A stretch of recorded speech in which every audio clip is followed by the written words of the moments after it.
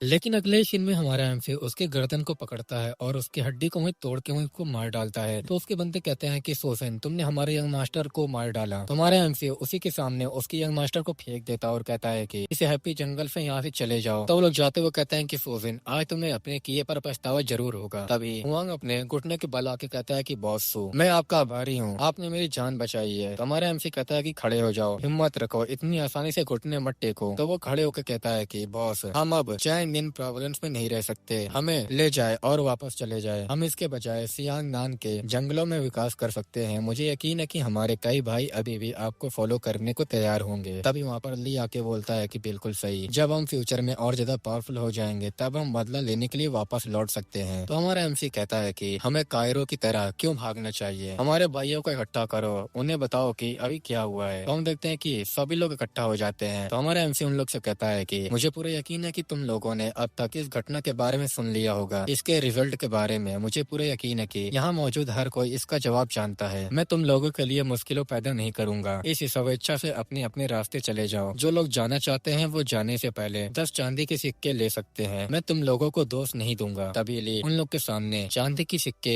भरा टोकरी फेंक देता है और कहता है कि जब तक मेरा मूड अच्छा है तुम अपनी चांदी की चीजें लेकर जा सकते हो। तो एक बंदा कहता है कि बॉस, मुझे अभी भी अपने फैमिली के मेंबर की देखभाल करनी है, और वो वहाँ से जाते हुए बोलता है कि मुझे माफ करना। तो दूसरा कहता है क्या तुम्हारा चेहरा अभी भी बचा है। तो तीसरा कहता है क्या तुम हताश में घर छोड़ने के बावजूद चांदी के सिक्के लेने की हिम्मत करते हो। तो एक बंदा सामने आकर कहता है कि चैंग इन प्रोग्रेंस में ट्री इलाइट गिल्ड को नाराज करना मौत की सजा पाने के बराबर है, मुझे भी माफ करना। तो हमारा एमसी कहता है बहुत बढ़िया। फिर हमें थोड़ी देर बाद का सीन दिखाया जाता है जहाँ कुछ लोग चले जाते हैं, जहाँ कुछ लोग रुक जाते हैं। हमारा एमसी कहता है कि बहुत बढ़िया, जो लोग रुके हैं वो मेरे भाई हैं, मैं अपने भाइयों को निराश करने वाला इंसान नहीं हूँ। फिर हमें मिंग का घर दिखाया जाता है जहाँ मिंग चिल्ला के कहता है कि सोफिन, तुम मरना चाहते हो। तो निंग कहता है कि बिग ब्रदर, मरे हुए लोग वापस जिंदा नहीं हो सकते। तो मिंग चिल्ला के कहता है कि मैं सोफिन को मरा हुआ देखना चाहता हूँ, मैं चाहता हूँ कि स्काई हॉक फैक्शन चोंगर के साथ दफन हो जाए। तो वो कहता है कि मैं इसे तुरंत करवा दूंगा। फिर वो बाहर आता है तो वहाँ पर डुआन कहता है कि कैसा है। तो वो बताता है कि चाहे बिग ब्रदर या प्रतिशोध की भावना कर रहे हो या नहीं, इससे कोई फर्क नहीं पड़ता, ये मामला हमारे सूचित कर देना चाहिए था, मैं तुम लोगों को व्यक्तिगत रूप से इनवाइट कर सकता था। तभी डोंग अपना स्वर्ण निकाल के बोलता है कि सोफिन, तुमने जो मुसीबत खड़ी की है उसके बाद हमारे साथ खिलवाड़ करना बंद करो, अभी सरेंडर कर दो ताकि तुम्हें कम कष्ट सहना पड़े। तो हमारा एमसी कहता है कि हॉल मास्टर डोंग, मैं आपकी बातें क्यों नहीं समझ पा रहा हूँ। मैं जॉन ट्राई एलाइड गिल्ड का एक मेजर लीडर है, क्या उसे मारना मेरे लिए कोई उपलब्धि नहीं होगी। तो वो अटैक करते हुए कहता है कि फैक्ट से इसका हल निकालने की कोशिश करना बंद करो। लेकिन हमारा एमसीपी अपना स्वर्ण निकाल कर उसके अटैक को रोकता है और ये देख के वो कहता है कि तुम पहले ही late stage refined motor realm तक पहुंच चुके हो। तो हमारा एमसीपी कहता है कि हाँ, अब तुम मरने वाले हो। डोंग पीछे हट जाता है। ली जुओंग अपने मन में सोचता है कि ये बंदा बहुत जल्द ही इम्प्रूव करता जा रहा है, अगर हम इसे आज नहीं पकड़ पाए तो मुझे अपने लिए भागने का रास्ता बनाना पड़ेगा। तभी पीछे से आवाज आती है कि ये तो बिल्कुल ही बेकार लोग हैं, इसका यह फैक्शन का हॉल मास्टर भी एक बड़े लीडर से निपट नहीं सकता। तो डोंग अपने मन में कहता है कि क्या ट्राई एलाइट गिल्ड पहले से यहाँ पर मौजूद है, फैक्शन मास्टर। वो हमारे एमसी से कहता है कि सोजिन, आगे आओ और अपनी गलती एक्सेप्ट करो। तो मैं कहता है कि सोजिन, मैं तुम्हें अभी भी एक मौका दे रहा हूँ, अपने सभी साथियों को मार डालो और मैं तुम्हारी कल्टीवेशन को क्रिपल बनाने के बाद तुम्हारी जान बख्श दूंगा। अगर तुमने ऐसा नहीं किया तो मैं मेक श्योर करूंगा कि तुम और तुम्हारे सभी भाई आज यहीं मर जाओगे। तो हमारा एमसी मुस्कुरा के कहता है कि अपनी प्राइड बनाए रखने के लिए सभी को मार डालो। गिल्ड मास्टर मैंग, इतना आत्मविश्वास मत रखो, अगर मैं दोनों में से कोई भी रास्ता न चुनूं तो क्या होगा। तभी निंग जो है फैक्शन मास्टर हो के पास आके बोलता है कि फैक्शन मास्टर, सोजिन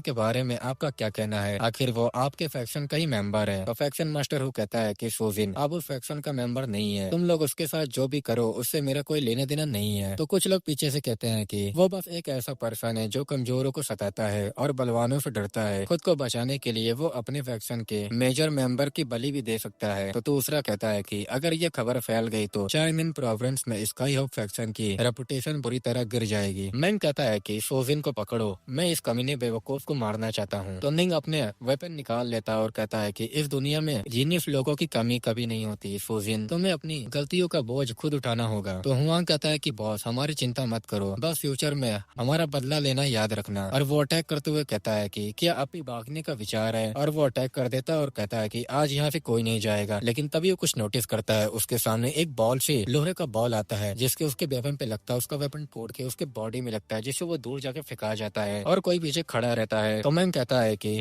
छल कपट का जादू ये कौन है। तभी वहाँ पर टाई वोकिंग आके कहता है कि जब करने के लिए और भी बहुत कुछ है तो ये 3 फैक्शन और 4 गिल्ड यहाँ किस लिए लड़ रहे हैं। वॉन्ग कहता है कि बॉस आपको हमें पहले ही सूचित कर देना चाहिए ताकि रीइंफोर्समेंट भेजे जाएंगे। हमारा एमसी कहता है कि लेकिन क्या ये सभी बेवफा लोगों को बाहर निकालने और उन्हें जाने के लिए मजबूर करने का सबसे अच्छा तरीका नहीं है। मैंग होता है वो टाई वोकिंग के पास आके बोलता है कि ऑफिशियल सुजिन ने मेरे इकलौते बेटे को मार डाला। क्या मेरे लिए अपने बेटे का बदला लेना स्वाभाविक नहीं है? तो मुझे क्यों रोक रहे हो? तो टाई वोकिंग कहता है कि मैंग तुम्हारा बेटा इसलिए मरा क्योंकि वो किसी और से हीन था। अपने से कहीं कम उम्र के पर्सन के खिलाफ कार्रवाई करने के लिए अपने आदमियों की पूरी टुकड़ी का नेतृत्व करके तुम पहले ही हद पार कर चुके हो। ये बात सुन के मैंग कहता है कि मेरे बेटे की हत्या का बदला लेना इतना आसान नहीं है, चाहे इसके लिए मुझे हद से ज्यादा मेहनत करनी पड़े, मैं सुजिन को मार ही डालूंगा। तो टाई वोकिंग कहता है कि ये ठीक नहीं है, मुझे सुजिन का एहसान स्लैम से उसको रोकने की कोशिश करता है लेकिन वो बॉल घूम के लेकिन तभी वो दोनों बॉल घूम के सीधे लिन फैंग के दोनों गालों पे लगता है जिसको पूरा जबड़ा हिल जाता है और वो कहता है कि मेरे शब्द ही रूल है, इस दुनिया में कोई भी मुझ पर रूल नहीं कर सकता। इस चांगनिंग परफेक्चर में मैं न्यायालय का प्रतिनिधित्व करता हूँ और सारे डिसीजन मैं ही लेता हूँ। मैं सुजिन को प्रोटेक्ट करना चाहता हूँ और कोई भी उसे नहीं मार सकता। मैंग जो होता है वो ऑफिशियल टाइप पे गुस्सा करने ही वाला होता है। तभी दो धीरे आवाज में कहता है कि बिग ब्रदर हमें पहले एक प्लानिंग बनानी चाहिए। तो मैंग कहता है कि क्या तुम हमें पीछे हटने का संकेत दे रहे हो? तो डुआन कहता है कि बिग ब्रदर के आप भूल गए हैं कि अफवाहें सच हो सकती हैं। टाई वोकिंग 6 गेट में से एक है। ये बात सुन के वो थोड़ा हैरान होता है और वो बताता है कि दाजू दरबार में 6 गेट मौजूद हैं, क्या तुम उनके बारे में भूल गए हो? अगर हम 6 गेट की उपेक्षा भी कर दे तो भी हम टाई वोकिंग से नहीं निपट सकते, जो शायद पहले से ही एक ट्रांसेंडेंट रियलम का कल्टिवेटर हो। तो टाई वोकिंग से मैंग बोलता है कि क्या मेरे बेटे की मौत बेकार हो जाएगी? तो डुआन कहता है कि बिग ब्रदर जब बात इस लेवल तक पहुंच चुकी है तो क्यों ना। तभी मैंग टाई वोकिंग से कहता है कि ऑफिशियल टाई मैं सोजिन को न छूने पर सहमत हो सकता हूँ लेकिन मेरे बेटे की डेथ के लिए उसके प्रति मेरी नफरत शांत नहीं हुई। मैं अपने छोटे भाई ली जोंग को सोजिन को लाइफ और डेथ के एरिना में चुनौती देने का प्रस्ताव रखता हूँ, क्या वो ऐसे करने की हिम्मत रखता है? तो हमारा एमसी कहता है कि क्यों नहीं, मैं लाइफ और डेथ के एरिना में कदम रखूंगा। ये बात सुन के मैंग कहता है कि मैं 3 दिन बाद उस शानदार जुआ घर में लाइफ और डेथ का एरिना लगाऊंगा, तब तुम पीछे मत हटना। और यहाँ चलो फिर हम लोग यहाँ से चलते हैं और वो वहाँ से चले जाते हैं। डोंग फैक्शन हॉल मास्टर से कहता है कि फैक्शन मास्टर हमारा क्या होगा? तो फैक्शन मास्टर कहता है कि हम फिलहाल यहीं रुकेंगे, आगे की प्लानिंग हम बाद में बनाएंगे। और वो लोग भी वहाँ से चले जाते हैं। हमारा एमसी टाई वोकिंग से कहता है कि ऑफिशियल टाई आज समय पर हेल्प प्रदान करने के लिए शुक्रिया। तो टाई वोकिंग कहता है कि ये मेरी तरफ से एक छोटा सा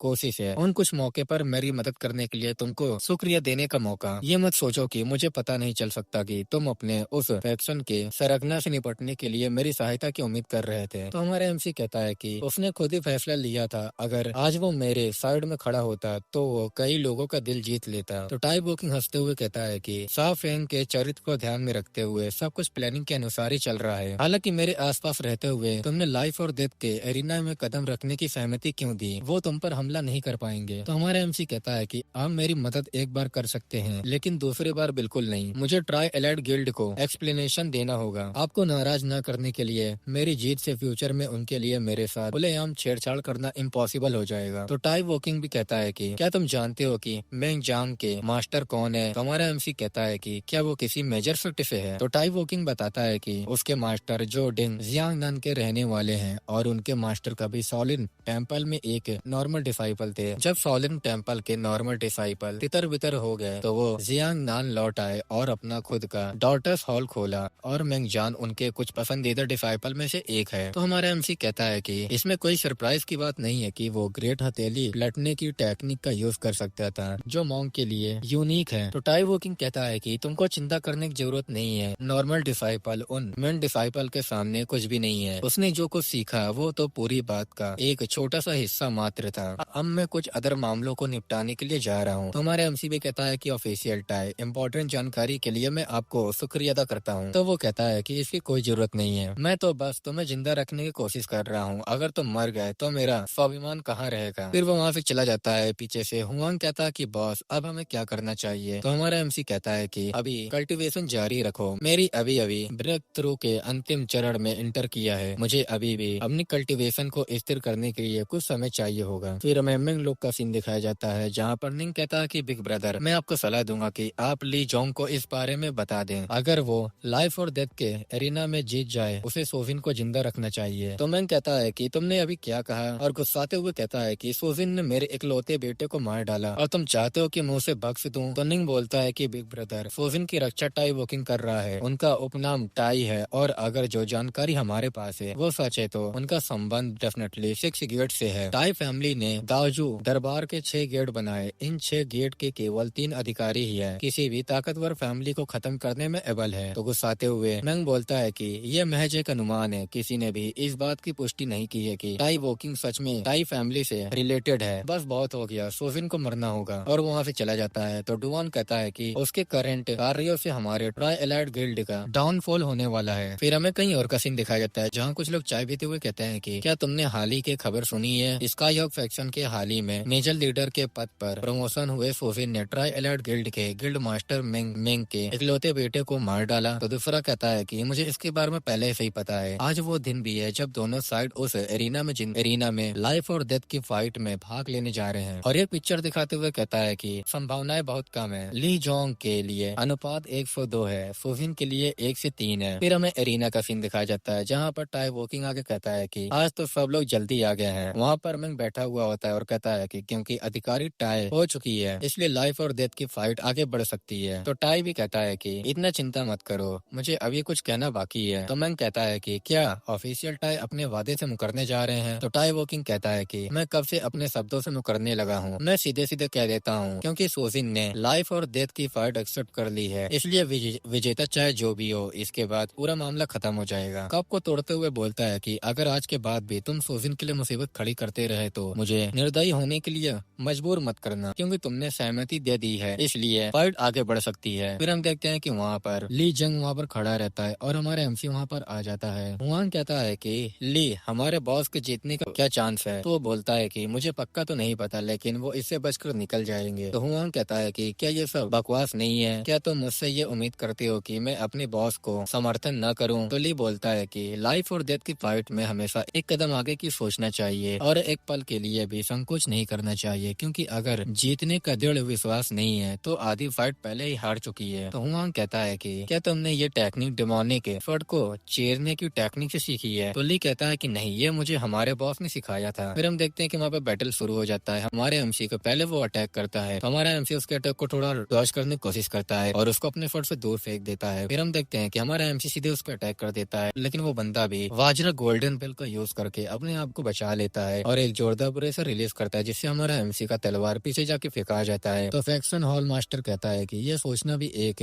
बैरियर है कि मेंग सच में अपने डिसाइपल को ऐसा अनमोल मार्शल स्किल प्रदान करेंगे। और ये बंदा कहता है कि मैंने सुना था कि तुम्हारी तलवार बहुत तेज चलती है, लेकिन लगता है कि तुम मुझे चोट नहीं पहुंचा सकते। अब तुम्हारी तलवार की स्पीड का कोई मतलब नहीं है। और सीधा हमारे एमसी पे अरहट फेस्ट ड्रैगन फ्लेयर टेक्निक का यूज करके हमारे एमसी पे अटैक करता है, लेकिन वो कुछ देख के एकदम हैरान हो जाता है और कहता है कि ये क्या हो गया। हमें अगले सीन में दिखाया जाता है कि हमारे एमसी ने उसके हाथ को आसानी से पकड़ लिया होता है और उससे कहता है कि क्या तुम बेकार मार्शल स्किल से मुझे हराने की प्लानिंग बना रहे हो। और उसके पेट में एक जोरदार पंच मारता है जिससे वो दूर फेंकाता है और एरिना से ही गिर जाता है। मैंग उठता है और कहता है कि ये तो late state refined motor realm है। और टाई वॉकिंग भी अपने मन में कहता है कि ये बच्चा वाकई मार्शल आर्ट की समझ को शामिल करते हुए मार्शल स्किल का इस्तेमाल कर सकता है। और वो हमारा एमसी वहीं पर नहीं रुकता है, फिर से हमारा एमसी उसको मुक्का मारने के लिए जा रहा होता है। तो मैंग चिल्ला के कहता है कि सोजिन ऐसे करने की हिम्मत भी मत करना। तभी टाई वॉकिंग उसको रोकते हुए कहता है कि क्या गिल्ड लीडर मैंग रोल को तोड़ने की कोशिश कर रहा है। हमारा एमसी उसके पास आ रहा होता है और कहता है कि मैं हत्यारा पागल नहीं हूँ, क्योंकि वो तुम्हारा प्रिय डिसाइपल है। मैं तुम्हारा एक काम कर दूंगा, लेकिन क्योंकि मैंने लाइफ और डेथ के एरिना में कदम रखा है इसलिए मुझे कुछ रुचि तो फिर से जगानी होगी। कैसा रहेगा अगर क्या मैं उसे क्रिपल बना दूं। तभी हम देखते हैं कि उसके पेट मार के उसको क्रिपल बना देता है। ये देख के ये बहुत ज्यादा गुस्सा आ जाता है और कहता है कि सोजिन। तो हमारा एमसी उससे कहता है कि गिल्ड लीडर मैंग,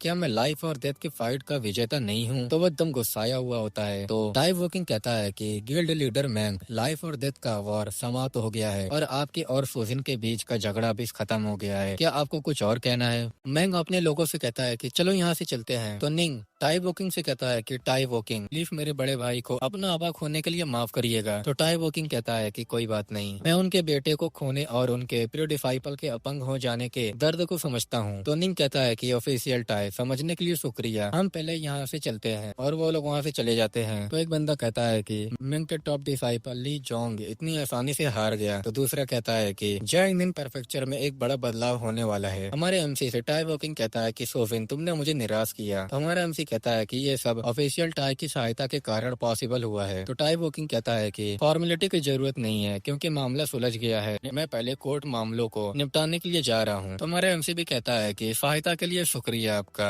फिर हमारा एमसी हुआंग और ली से कहता है कि वापस जाओ और खुद को तैयार करो, हम मेन हॉल जा रहे हैं। तो हुआंग कहता है कि बॉस हमें मेन हॉल में क्यों जाना चाहिए, मुझे यकीन है कि फैक्शन का मास्टर अभी हमसे मिलना नहीं चाहता। तो हमारा एमसी कहता है कि उसके पास और कोई रास्ता नहीं है, उसे मुझे खुद वहीं लौटाना होगा जिसका मैं हकदार हूँ। फिर मैं फैक्शन मास्टर का दिखाया जाता है जहाँ कहता है कि काश सोजिन एरिना में मर जाता लेकिन उसे ली जोंग को हराना ही था। ली जुआंग कहता है कि सोजिन की अब फैक्शन में काफी रेपुटेशन है लेकिन उस दिन हमारा डिसीजन। तभी पीछे से आवाज आती है कि तुम्हारे फैसले के बारे में क्या। फिर हमारा एमसी आ जाता है। तो वो लोग कहते हैं कि सोजिन तुम यहाँ क्या कर रहे हो। हमारा एमसी कहता है कि मैं अभी स्काई हॉक फैक्शन का एक मेजर लीडर हूँ, मैं यहाँ क्यों नहीं हो सकता। तो फैक्शन मास्टर कहता है कि सोजिन इधर उधर की बातें करना बंद करो, आज यहाँ आने का तुम्हारा गोल क्या है। तो हमारा एमसी कहता है कि मेरा पर्पस सीधा साधा है, मैं एक ऐसा पद चाहता हूँ जो मेरे करंट रेपुटेशन के बराबर हो। मैं स्काई हॉक फैक्शन का 4th हॉल मास्टर बनना चाहता हूँ। ये बात सुनकर दोनों हैरान हो जाते हैं। तो फैक्शन मास्टर कहता है कि ऐसा नहीं होगा। तो हमारा एमसी चेयर पे बैठ के कहता है कि मेरे मौजूद रेपुटेशन को देखते हुए मैं हॉल मास्टर के पद के लिए कैपेबल क्यों नहीं हूँ। अगर फैक्शन का मास्टर मेरी प्रमोशन से इनकार करता है तो मुझे दूसरे रास्ते तलाशने पड़ सकते हैं। अगर अफवाहें फैलती हैं तो मुझे यकीन है कि इससे आपको कोई फायदा नहीं होगा, है ना। तो फैक्शन मास्टर चिल्ला के कहता है कि सोसिन क्या तुम प्लानिंग बना रहे हो, क्या तुम फैक्शन के साथ विद्रोह कर रहे हो। तो हमारा एमसी कहता है कि इतनी बुरी तरह से बात मत करो, मैं फैक्शन के साथ विश्वासघात नहीं किया, फैक्शन ने मेरे साथ विश्वासघात किया है। मैंने फैक्शन के योगदान देने की पूरी कोशिश की, फिर भी जब मैंने परेशानी खड़ी की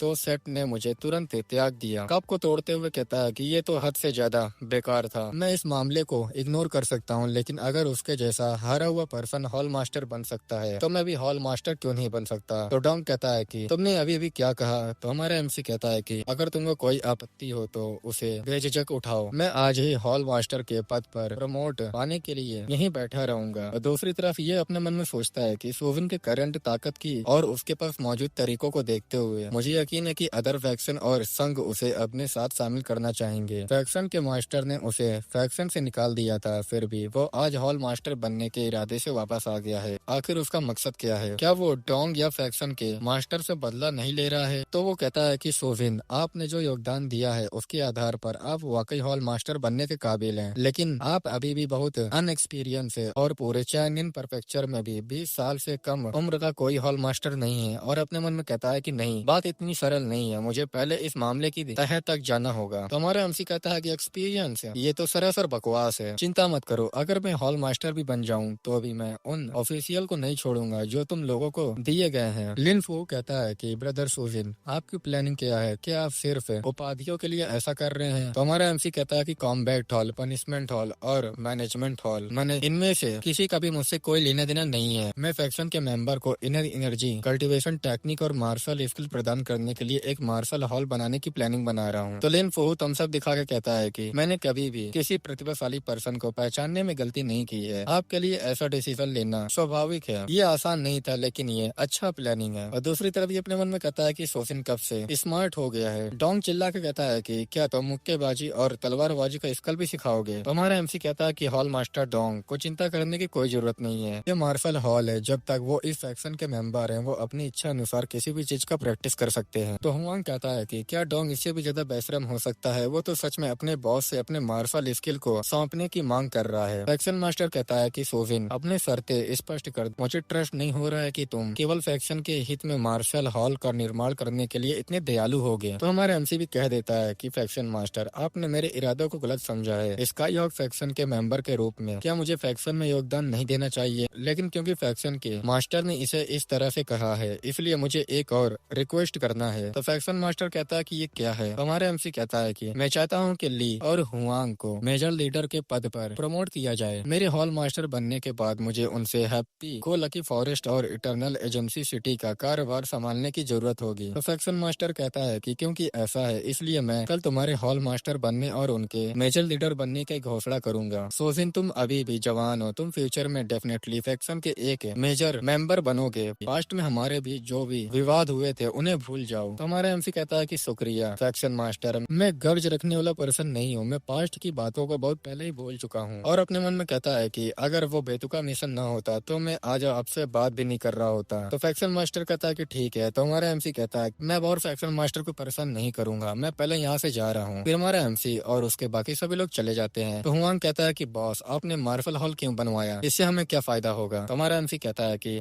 अपनी सोच को और आगे बढ़ाओ, मुझे तुम लोगों का दिल जीतने के लिए मार्शल हॉल की जरूरत नहीं है, मुझे बस उनके साथ किसी तरह का रिश्ता बनाने की जरूरत है। तो वो लोग कहते हैं कि क्या तुम रिश्ता बनाना चाहते हो। तो हमारा एमसी कहता है कि हाँ, इससे फैक्शन के मेंबरों को हमारे इस कोशिश की सराहना करने के लिए काफी होगा। मार्शल हॉल बन जाने के बाद ली को कुछ ऐसे लोगों को ढूंढने के लिए कहो जो क्वान जन कल्ट लोग ग्रेट इटर्नल कल्टीवेशन टेक्निक और डॉग बीटिंग रॉड दे सके। तुम लोगों को अभी अभी मेजर लीडर के पद पर प्रमोट किया गया है, ऐसे बेकार मामलों में अपना समय बर्बाद ना करो। तो वो लोग कहते हैं कि ठीक है मास्टर। फिर हमें हमारे एमसी के सिस्टम में दिखाया जाता है, जहाँ सिस्टम पे लिख के आता है कि मेन स्टोरी लाइन मिशन को कंप्लीट करने के लिए कांग्रेचुलेशन होस्ट, और आपको रिवॉर्ड में डिवाइन आफ्टर ग्लो टेक्निक दिया जा रहा है। ओवरऑल ग्रेड 2.5 स्टार है। ये योबो को नामक पात्र से संबंधित है। इसमें छिपी हुई एबिलिटी है जो स्पिरिचुअल एनर्जी को भंग करने में एबल है। 800 विद्रोह अंक है और 2 मिड लेवल के भाग्यशाली स्पिन के अपॉर्चुनिटी है। हमारे एमसी कहता है कि सिस्टम मेरे पास अभी कितने लकी स्पिन चांस और एंटागोनिस्ट पॉइंट्स है। तो सिस्टम बताता है कि होस्ट के पास 5 middle grade lucky spin chance है और 4 low grade lucky spin chance है और 1000 एंटागोनिस्ट पॉइंट। क्या आप इसे यूज करना चाहते हैं। तो हमारे एमसी कहता है कि मेरे लिए इस समय डिवाइन आफ्टर ग्लो टेक्निक को विकसित करना इम्पोर्टेंट है। जहाँ तक लकी स्पिन की बात है मैं उन्हें अभी बचा कर रख सकता हूँ, क्योंकि फाइनली सब कुछ भाग्य पर ही निर्भर करता है। फिर सिस्टम के बाहर का सीन दिखाया जाता है, जहाँ पर जीनर हमारे एमसी को खींचते हुए कहती है कि ब्रदर तुम इन कुछ दिनों कहाँ थे, आगे चलकर जीनर को अकेला मत छोड़ना, ठीक है। जीनर बड़े भाई की बात मानेगी। तो हमारा एमसी कहता है कि ठीक है जीनर, मैं वादा करता हूँ कि फ्यूचर में मैं तुम्हें अकेले नहीं छोड़ूंगा। जीनर मैं तुम्हारे लिए किसी को प्राइवेट ट्यूटर के लिए भेजने का इंतजाम कर दूंगा, ठीक है। तो जीनर मुंह फुला के कहती है कि प्राइवेट ट्यूटर क्यों, क्या इसका मतलब ये नहीं है कि मैं तुमसे काफी समय तक नहीं मिल पाऊंगी। तो हमारा एमसी कहता है कि अगर तुम और ज्यादा समय तक घर पर ही रहो तो तुम बेवकूफ साबित होगी। ट्यूशन के लिए तुम्हारे अलावा और भी लोग होंगे, तुम अकेले नहीं होगी। ये बात सुन के वो खुश हो जाती है। तो हमारा एमसी कहता है बुक निकाल के, हाँ मैं तुम्हें वहाँ से हर रोज लेने आऊंगा और जब तुम्हारा ब्रेक टाइम होगा मैं तुम्हें इंटरनल एनर्जी विकसित करना सिखाऊंगा। ये बात सुन के वो खुश होकर कहती है कि इंटरनल एनर्जी, वाह। फिर हमें फैक्शन मास्टर और उसके बेटे डोंग युआन का दिखाया जाता है। डोंग युआन कहता है कि फादर आपने सोफिन को यूनी हॉल मास्टर बना दिया। सोफिन फ्यूचर में जैंग सिन और ली सिन जैसे और भी आ सकते हैं। अगर हम इन सभी के साथ ऐसा ही बिहेवियर करेंगे तो स्काई हॉक फैक्शन का गौरव कहाँ जाएगा और आपका गौरव कहाँ है। तो फैक्शन मास्टर कहता है कि डोंग युआन अगर तुम मेरी जगह होते तो क्या करता, कि ट्राई एलाइट गिल्ड भी उसका कुछ नहीं बिगाड़ सकता, तो तुम कैसे मारोगे अपने मुंह से। तो बोलता है कि लेकिन। तो फैक्शन मास्टर कहता है तुम इग्नोरेंट हो सकते हो, लेकिन हमेशा याद रखना मैं जो कुछ भी करता हूँ वो इसलिए करता हूँ कि ताकि तुम बिना किसी बाधा के फैक्शन मास्टर के रूप में मेरा पोजीशन संभाल सको। अब से स्काई हॉक फैक्शन में अफरा तफरी मच जाएगी। फिर डायरेक्ट 1 महीने बाद का सीन दिखाया जाता है, जहाँ कोई कहता है कि क्या ये सैंग जेड नहीं है। तो एक टकला कहता है कि तुम पिछले महीने की तुलना में ज्यादा स्ट्रॉन्ग लग रहे हो। तो एक बंदा कहता है कि मुझे ये सब बकवास मत सुनाओ, जब मार्शल हॉल खोला था तब तुमने अपना अधिकांश समय वहीं बिताया था। तो ये टकला कहता है कि हम जैसे नॉर्मल लोगों को इंटरनल एनर्जी विकसित करने का मौका मिलना बहुत रेयर है, केवल एक बेवकूफ ही होगा जो हॉल मास्टर सोफिन द्वारा हमें दिए गए इस अपॉर्चुनिटी को न लपेटेगा। तो बंदा कहता है कि सिर्फ तुम ही ऐसे सोचते हो। तो टकला कहता है कि क्या तुमने सुना, मेजर लीडर लियू की बेटे को योमेन ने तब पकड़ लिया जब उसने यामेन के लिए काम करने वाले पुराने मास्टर सन के बेटे को नाराज कर दिया। तो बंदा कहता है कि मैंने ये पहले ही सुन लिया था। हालांकि मेजर लीडर लियो ने चांगडिन परफेक्चर में अपनी तरफ से हर पॉसिबल कोशिश किया, लेकिन अंत में हॉल मास्टर सुजिन ने उनके लिए मामला आसानी से सुलझा दिया। तो टकला कहता है कि हॉल मास्टर सुजिन ने अपनी कम उम्र के बावजूद इतनी बड़ी उपलब्धि हासिल कर ली है। स्काई हॉक फैक्शन में उनकी रेपुटेशन लगातार बढ़ रही है। तो पहला बंदा कहता है कि ठीक है, क्या तुमको नहीं पता था कि ऐसे शब्द इतनी तेजी से नहीं बोलने चाहिए? सतर्क रहो, कहीं तुम किसी को ठेस न पहुंचा दो और तुम खुद मुसीबत में पड़ जाओ। तो टकला कहता है कि मेरे मुंह को देखो, चुप रहना तो नामुमकिन है। और दूसरी तरफ हमारे एमसी को दिखाया जाता है, जहाँ हमारा एमसी सिस्टम से कहता है कि सिस्टम सारे लो ग्रेट लकी स्पिन को कन्वर्ट करके मिडल ग्रेट लकी स्पिन में एक्सचेंज कर दो और रिडीम कर दो। तो सिस्टम वैसा ही करता है और सिस्टम हमारे एमसी को बोडान सेक्ट low grade internal grade energy cultivation technique देता है, जो कि हाफ स्टार रेटिंग होती है। तो हमारा एमसी कहता है कि फिर से कंटिन्यू करो। फिर से सिस्टम हमारे एमसी को middle grade speed nourishing elixir दे देता है, जो कि 1.5 रेटिंग होता है। तो हमारा एमसी भी कहता है कि स्पीड नरिशिंग इलेक्सर, मुझे अभी भी इसकी कोई जरूरत है। चलो ठीक है, जारी रखो। फिर सिस्टम हमारे एमसी को ड्रैगोनिक एलिकल ड्राइविंग स्किल, जो कि गोल्डन साइकिल मैजिकल किंग से लिया गया है, हमारे एमसी को दे दिया जाता है। ये देख के हमारा एमसी खुश हो जाता है और अपने मन में कहता है कि मैं बहुत लकी हूँ, मुझे आखिरकार 4 स्टार ड्रैगोनिक एलिफेंट डाइविंग स्किल मिल गई है। 4 स्टार मार्शल स्किल मेरी पावर को अब नॉर्मल रूप से बढ़ा सकता है। जब इसे हायर लेवल तक विकसित किया जाता है तो पर्सन 13 ड्रैगन हाथियों की पावर का यूज कर सकता है। इसकी power divine after glow technique के साथ मिलकर डेफिनेटली प्रभावशाली होगा। हमारा एमसी सिस्टम से बोलता है ये सोचना बुरा नहीं है कि इस अनलकी सिस्टम में अभी भी कुछ दुर्लभ पुरस्कार मौजूद हैं। तो सिस्टम कहता है कि अभी खुश मत हो, अगली बार शायद तुम इतने लकी ना हो। फिर वहाँ पर हुआंग आके कहता है कि बॉस फैक्शन मास्टर ने सभी को मेन हॉल में इकट्ठा करने के लिए कहा है। तो हमारा एमसी अपनी आंखें खोल के अपने मन में कहता है कि 1 महीने बाद ही फैक्शन का मास्टर इतनी जल्दबाजी कर रहा है। फिर हमारा एमसी मेन हॉल में आ जाता है तो कुछ चापलूसी लोग कहते हैं कि हॉल मास्टर सो क्या हाल ही में कुछ हुआ है? तो हमारा एमसी बोलता है मुझे पक्का नहीं पता, फैक्शन मास्टर के आने पर ही पता चलेगा। तो ये बंदा कहता है कि हॉल मास्टर सो आजकल हर कोई आपकी खूब तारीफ कर रहा है, क्या आपको इस बात की चिंता नहीं है कि फैक्शन मास्टर को लग सकता है कि आप उनसे ऊपर उठने की कोशिश कर रहे हैं? तो ये बात सुन के हमारा एमसी कहता है कि फैक्शन मास्टर जैसे नौजवान से कोई दुश्मनी नहीं रखेगा। तभी वहाँ पर फैक्शन मास्टर आ जाता है। तो कहा जाता है कि फैक्शन मास्टर सच में अपनी सीक्रेट सेना को यहाँ लेकर आया है। तो डोंग कहता है कि इस फैक्शन के मास्टर से आपका क्या मतलब है? तो फैक्शन मास्टर बैठ के कहता है कि इस बारे में ज्यादा मत सोचो, मैंने आज यहाँ सभी को हमारे फैक्शन की विकास प्लानिंग पर आगे चर्चा करने के लिए इकट्ठा किया है। तो डोंग चिल्ला के कहता है कि अगर हम चर्चा भी कर रहे हैं तो आपकी उस सीक्रेट पावर के साथ लाने की क्या जरूरत है जिसके बारे में दूसरों को पता नहीं होना चाहिए? तो डोंग चिल्ला के बोलता है कि डोंग, क्या अब तुम अपने फैक्शन के मास्टर के ऑर्डर की अवहेलना करने की कोशिश कर रहे हो? और फैक्शन मास्टर चिल्ला के बोलता है कि चैंगडिन प्रीफेक्चर के चारों फैक्शन बहुत कमजोर हैं, जबकि चारों गिल्ड बहुत स्ट्रांग है। अगर हम अपने एरिया के आकार को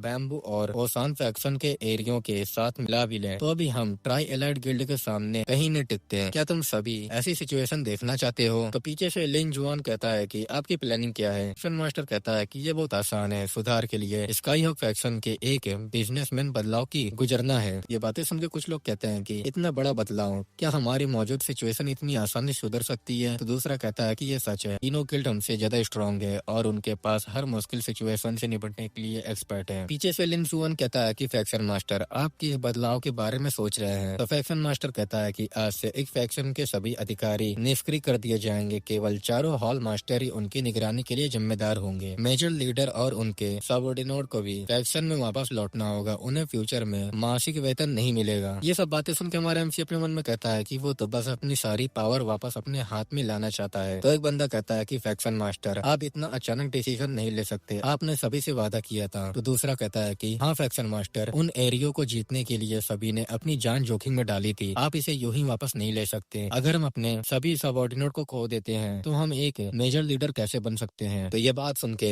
फैक्शन मास्टर चिल्ला के कहता है कि मुझे पता है तुम सब क्या सोच रहे हो, तुम सब फैक्शन के खातों में दखल दे रहे हो। अगर किसी को आपत्ति है तो बाहर चले जाओ ताकि हम उन पैसों के बारे में बात कर सके जो तुमने सालों से अपने जेब में डाले हैं। तो वहाँ पर सब लोग चुप हो जाते हैं और फैक्शन मास्टर कहता है कि क्या चारों हॉल मास्टर को कोई आपत्ति है? तो लिन जुआन कहता है कि फैक्शन मास्टर, हम जैसे बूढ़े लोगों को इससे कोई आपत्ति नहीं है, लेकिन हॉल मास्टर के बारे में हमारा एमसी अपने मन में सोचता है कि अपने हितों को नुकसान पहुंचते देख वो मुझे अपनी ढाल के रूप में इस्तेमाल करने लगे हैं, मुझे भी भाले की तरह इस्तेमाल करने की सोच रहे हैं। ये लोग तो सच में मूर्ख हैं। हमारा एमसी कहता है कि मैं फैक्शन मास्टर से एग्री हूँ। तो डोंग अपने मन में सोचता है कि क्या सोजिन सच में अपनी अब तक विकसित की गई पावर को त्यागने को तैयार है? तो हमारा एमसी कहता है कि लेकिन। तो फैक्शन मास्टर कहता है कि सोजिन तुम एक समझदार पर्सन हो, ये मामला केवल स्काई हॉक फैक्शन के इंटरनल मामलों में संबंधित है। जब तक तुम ऑर्डर का उल्लंघन नहीं करते तब तक फादर लोग तुम्हारी खिलाफ कोई कदम नहीं उठा सकते। तो हमारा एमसी कहता है कि फैक्शन मास्टर तुम बहुत ज्यादा सोचते हो, मैं इंजॉयमेंट पवेलियन और मार्शल हॉल को तुमको सौंप दूंगा, लेकिन हम अभी भी फैक्शन के लीडर हैं। क्या हमें अपने उन एरिया पर अधिकार नहीं रखना चाहिए जिन्हें हमें अपने लिए काम करने वालों को समझाना है? डोंग युआन चिल्ला कर कहता है कि सोविन अपने लिए सौदेबाजी करना बंद करो। तो हमारा एमसी कहता है कि मुझे बस लकी फॉरेस्ट और मेरे प्रति वफादार लोग चाहिए, क्या ये बहुत ज्यादा है? तो फैक्शन मास्टर कहता है कि नहीं, कोई प्रॉब्लम नहीं है, मैं इससे एग्री करता हूँ। जैसे कि हॉल मास्टर सोविन ने अभी सुझाव दिया है, हर किसी को अपने अपने एरिया में से एक एरिया और अपने कुछ पावर को अपने पास रखने की इजाजत है। पनिशमेंट हॉल के मेंबर में कोई बदलाव नहीं होगा, लेकिन उन्हें केवल निगरानी करने की अनुमति है और उन्हें पनिशमेंट देने से प्रतिबंध किया गया है। बिजनेस हॉल के लिए भी यही बात लागू होती है। मामलों से संबंधित हर चीज फैक्शन को वापस कर दी जानी चाहिए। वॉर कॉम्बैट से संबंधित मामलों पर मेरे और हॉल मास्टर लिन द्वारा चर्चा की जाएगी। अदर मेजर लीडर के लिए तुम सभी अपने 10 भाइयों और एक गली को अपने पास रख सकते हो। तौर पर ऐसा लगता है कि उसने मेरे जनशक्ति का इस्तेमाल नहीं किया है, लेकिन अगर वो कोई सजा नहीं दे सकते तो सजा तो पनिशमेंट हॉल होने का क्या फायदा? लिन जुआन अपने मन में सोचता है, अगर ऐसा हुआ तो क्या इससे मैं सिर्फ एक गड्ढा बनकर नहीं रह जाऊंगा? हॉल मास्टर कहता है कि ठीक है, क्योंकि किसी को आपत्ति नहीं है तो मैटर यहीं पर सेटल होता है। एक और बात, मैंने डोंग युआन को बचपन से बड़ा होते देखा है, वो स्काई हॉक फैक्शन का उत्तराधिकारी भी होगा। मैंने डोंग युआन को प्लानिंग से पहले ही फैक्शन में शामिल करने का फैसला किया है। वो शानदार जुआ घर और दंडफाला का कार्यभार संभालेगा। तो डोंग अपने मन में कहता है कि ये चालाक लोमड़ी, क्या वो कुछ ज्यादा ही चिंता नहीं हो रहा है? तो डोंग युआन कहता है कि फादर, मैं इंजॉयमेंट पवेलियन और मार्शल हॉल पर कब्जा करना चाहता हूँ। ये बात सुन के सभी एकदम हैरान हो जाते हैं और अपने मन में वो लोग सोचते हैं कि सुविन पहले ही एक कदम पीछे हट चुका है। क्या डोंग युआन सोविन की करतूतों से नहीं डरता? तो उसका फादर कहता है कि डोंग युआन, पनिशमेंट हॉल लोगों को प्रशिक्षित करने के लिए सबसे उपयुक्त है, तुम मार्शल हॉल पर कब्जा क्यों करना चाहते हो? तो वो बोलता है कि मैं सोविन को बस इतना बताना चाहता हूँ कि स्काई हॉक फैक्शन अभी भी सा फैमिली का है, इसलिए मैं जो चाहूँ वो कर सकता हूँ। उसे एक आज्ञाकारी कुत्ते की तरह मेरे ऑर्डर का पालन करना होगा। तो उसका फादर चिल्ला के कहता है कि तुम क्या बकवास कर रहे हो? तो हमारा एमसी मुस्कुरा के कहता है कि इंटरेस्टिंग, हम यंग फैक्शन मास्टर के सुझाव के अनुसार चलेंगे और उन्हें इंजॉयमेंट पवेलियन और मार्शल हॉल का कारोबार संभालने देंगे। ये बात सुन के फैक्शन मास्टर कहता है कि क्योंकि हॉल मास्टर सोजिन को कोई आपत्ति नहीं है, इसलिए सभी लोग अपने अपने कामों पर लौट सकते हैं। मुझे उम्मीद है कि 3 दिनों के अंदर सब कुछ सुलझ जाएगा। तो वो लोग वहाँ से चले जाते हैं। वहाँ कहता है कि डैम इट, फैक्शन का मुखिया क्या सोच रहा है? क्या हम उन एरियो को छोड़ देंगे जिन्हें हमने इतनी आसानी से जीत लिया था? तो हमारा एमसी कहता है कि कोई बात नहीं, मैं समझ गया कि तुम्हारा मतलब क्या है। तो हुआंग कहता है कि बॉस, तो फिर आपने उन्हें ऐसा करने की इजाजत क्यों दी? मुझे माफ करना, हम स्काई हॉक फैक्शन के खिलाफ विद्रोह कर सकते हैं और अपनी खुद की सेना विकसित कर सकते हैं। तो हमारा एमसी कहता है कि अगर हम विद्रोह करेंगे तो क्या हमारी प्रतिष्ठा पर दाग नहीं लग जाएगा? तो वो लोग कहते हैं कि हाँ। तो हमारा एमसी बोलता है, वापस जाओ और डोंग युआन पर नजर रखो, 2 वफादार सहायकों को ढूंढो, अगर कोई आपात सिचुएशन हो तो इम्पोर्टेंट जानकारी फैलाना ठीक है। हम पैसे बने रहेंगे, जो कुछ उन्होंने आज हमसे लिया है वो उसे जल्द ही लौटा देंगे। फिर सिस्टम पे नोटिफिकेशन आता है कि साइड मिशन की डिटेल, ह्यूमन को निस्वार्थ होना चाहिए, लेकिन उसे कभी भी हारना नहीं होना चाहिए। अगर कोई मुझे नाराज करता है तो उसकी कीमत चुकानी पड़ेगी। साफी इंग और डोंग युआन को 3 महीने के अंदर मार डालो। मिशन कंप्लीट होने पर आपको एक मिडल ग्रेड लकी स्पिन,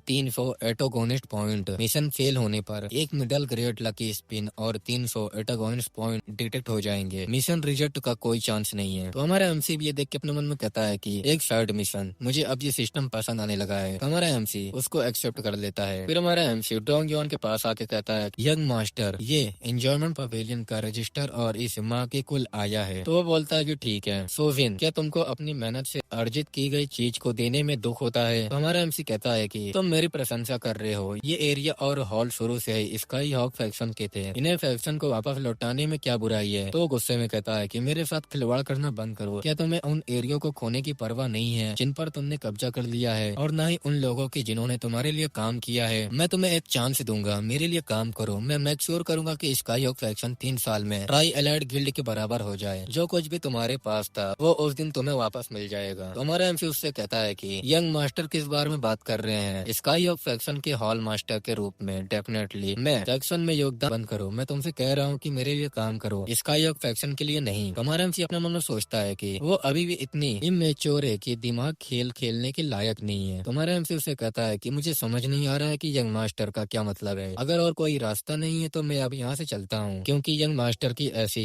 महत्वाकांक्षाएं हैं, इसलिए उनका यूज स्काई हॉक फैक्शन विकसित करने के लिए करें। ये बात सुनकर वो गुस्से में कहता है कि डैम इट सोविन, एक बार जब मैं फैक्शन का मास्टर बन जाऊंगा तो मैं तुमसे इसकी कीमत वापस लूंगा। तभी पीछे से कोई आके कहता है कि यंग मास्टर, आपने मार्शल हॉल का कारोबार संभाले हुए केवल 3 दिन हुए हैं और तब से हमारे सैनिक बेचैन हैं। तो ये कहता है कि तुम्हारा इसका मतलब क्या है। तो ये बताता है कि कल्टीवेशन मंत्र का ज्ञान देने वाले सोजिन के प्रति वफादार थे और वो उनके साथ चले गए। अब जब वो चले गए तो इस पद को संभालने में एबल कोई नहीं है। अगर ये सिचुएशन बनी रही तो मार्शल हॉल जल्दी ढह जाएगा और ये स्काईहॉक फैक्शन के मेजर लीडर जू होता है। डोंग वन चिल्ला के कहता है कि ये क्या बकवास है, सोजिन ने तो अपना मार्शल हॉल कुछ समय पहले ही खोल दिया है। क्या कोई ऐसा नहीं है जो दूसरों को सिखा सके। जाओ किसी को ढूंढो, मुझे परवाह नहीं है कि तुम कैसे ढूंढोगे, बस किसी को ढूंढो जो ये जिम्मेदारी संभाल सके और यहाँ से दफा हो जाओ। तो जू कहता है कि एक और बात है, आपने मासिक सुरक्षा शुल्क में 50 चांदी की बढ़ोतरी कर दी है, जिससे अधिकांश बिजनेसमैन आपके इस कदम से बेहद नाराज हैं। लोग यहाँ हर दिन हंगामा कर रहे हैं। ये बात सुनकर डोंग वन गुस्साते हुए कहता है कि सोजिन जब चाहे सुरक्षा बढ़ा सकता था तो मैं ऐसा क्यों नहीं कर सकता। अगर कोई और परेशानी खड़ी करे तो उनके पैर तोड़कर उन्हें बाहर निकाल दो। तो जू कहता है कि ये अच्छी प्लानिंग नहीं है, हमें अभी भी आय के स्रोत के रूप में उनकी जरूरत है। तो हम देखते हैं कि शो को वो थप्पड़ मार देता है और कहता है कि मुझसे झूठ मत बोलो, मेरे ऑर्डर का पालन करो। क्या कुछ आम लोग मेरा कुछ बिगाड़ सकते हैं? मुझे बिलीव नहीं होता कि मैं वो नहीं कर सकता जो सोजिन पास्ट में किया करता था।